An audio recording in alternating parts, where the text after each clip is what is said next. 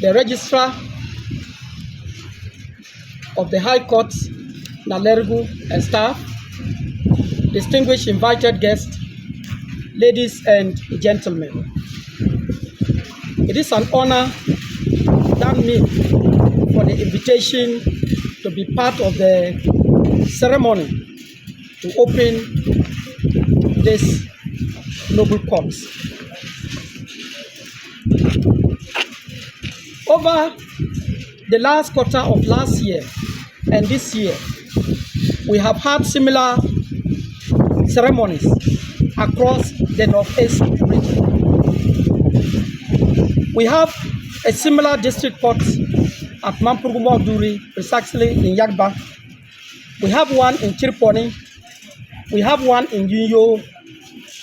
We have one in Gambaga.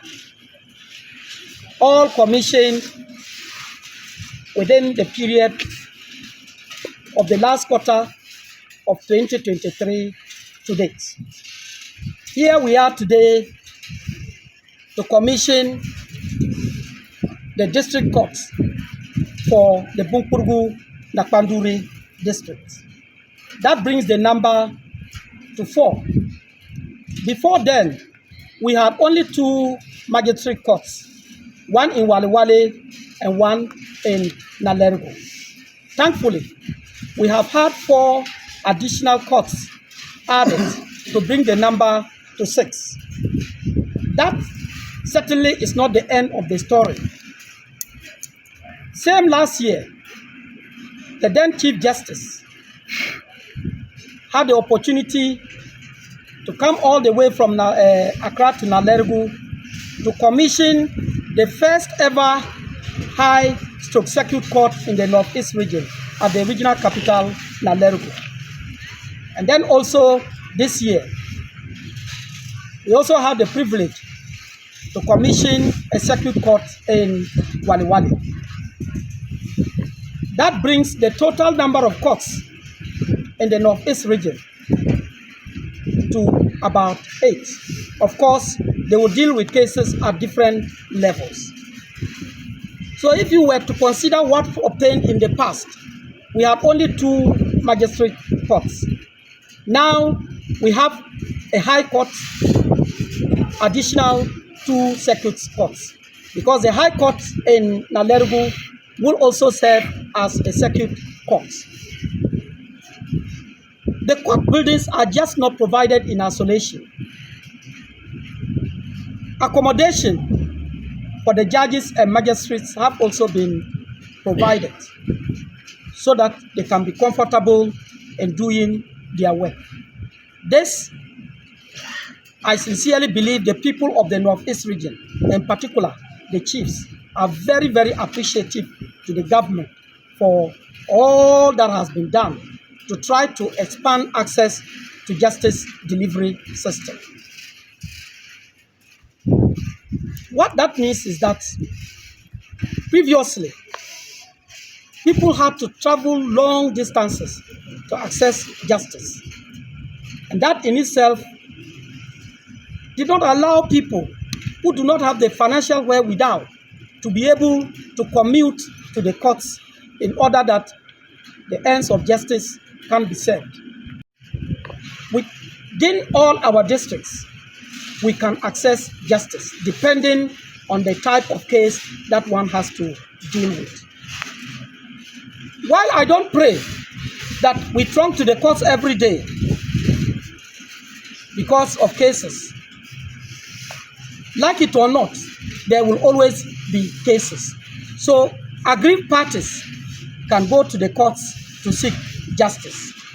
I don't like it because we would love to live in total peace. The judges themselves, when there are no cases, will not also give them headache.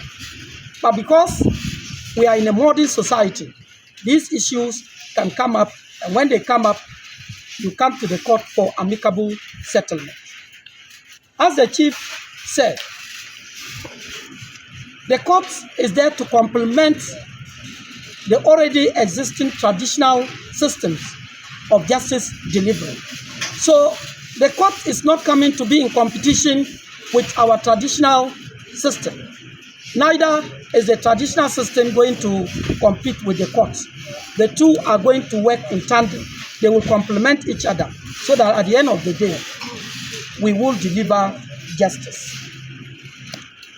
But I want to bring this to the attention of the supervising High Court judge, who I know is saddled with a lot of responsibility because he has had to commute from Tamale each time we have cases in Nalerigu to come. One man doing all that. These buildings in themselves will not deliver the ends of justice. It takes the professional judges and magistrates to be able to serve the interests of the public, those who seek justice in the courts. I am making this appeal that as we have had all these courts commissioned, the only missing link is that we've not been able to get judges and magistrates posted to those courts to start their operation. So as we are here today to open yet another court, my passionate appeal through you to Her Ladyship, the Chief Justice, is that you should try as much as possible to get the judges and magistrates posted to man these courts. And when that happens, I believe that the ultimate goal of making people access justice would have been achieved. I know it's not easy, but I also know that the Chief Justice has the Northeast region at heart. And considering our location, when you have judges and magistrates to post, the Northeast region should be number one to be considered. My last comment before I sit. Year 2024 is an election year. Ghana will long exist after 2024 elections. Elections is about making choices. We all have the freedom to make our choices without even raising our voices. So on that note, I am appealing to our chiefs, our queen mothers, all opinion leaders, and particularly the youth, to get to understand that Ghana will not break after election 2024. We only have an onerous duty to join in electing our political leaders. Let's have very peaceful elections so that at the end of the day, the Northeast region will remain one whole. Ghana will remain a united and peaceful nation. It doesn't matter the outcome of the elections. What the good people of Ghana, what the good people of the Northeast region need much is peace. Peace is the bedrock of development. So in everything that we do, from now to the elections, it should be one that we use temperate language, one that we share ideas. We can have our different opinions on matters that border on politics, but those opinions should not be so deepened to the point that it will constitute a threat to the peace of the people of this Northeast region. So on that note, my dear respected chiefs and queen mothers, you should be at the forefront in telling your subjects to try to embrace peace. We belong to different political parties, but at the end of the day, all of us in your communities are your subjects, and you want to rule over people